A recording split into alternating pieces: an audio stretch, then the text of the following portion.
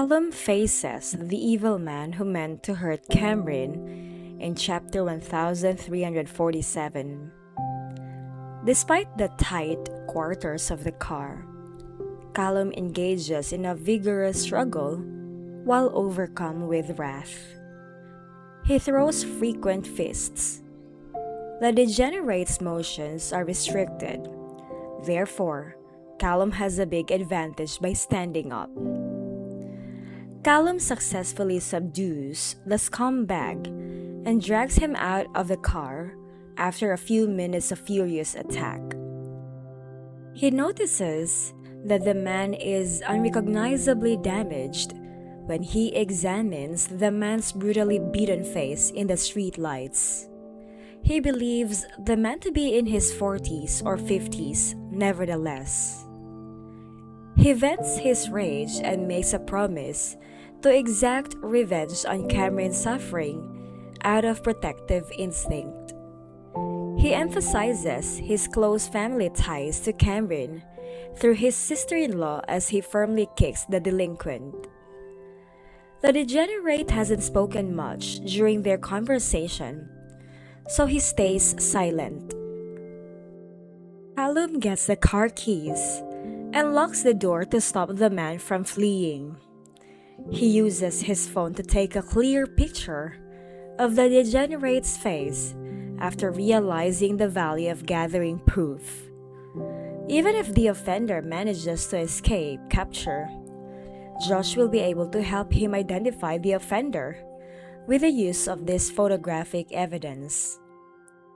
After securing the evidence, Callum strikes the degenerate a second time before turning his attention to Cameron.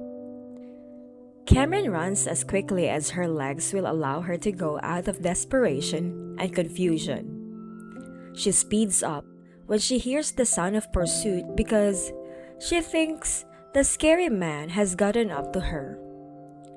She rushes, tripped over a tree trunk, falls to the ground, her eyesight confused, trying to make sense of what she is seeing.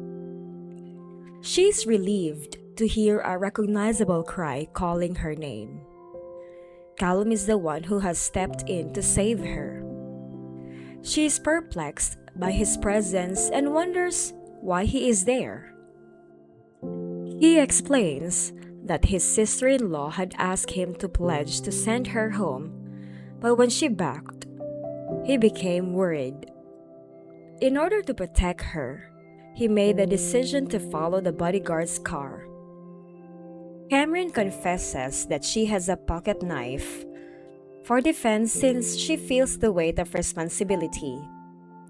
Callum, though, dismisses the notion and emphasizes the foolishness of depending on a weapon that is blindfolded.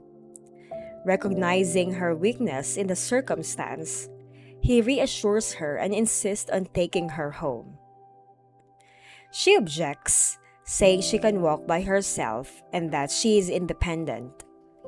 She tries to break free of Callum's hold because she is not used to being carried by a man. He is aware of her shoeless condition, but he is adamant that she not continue to struggle.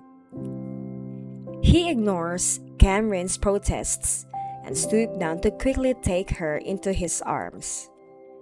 He carries her despite her protests, putting her efficiency and safety over her freedom. Cameron may think on the seriousness of her situation and the caring deeds of her new protector while they set off on their trek, thanks to their unanticipated closeness. Together, they face the difficulties ahead, their friendship growing stronger in the face of difficulty.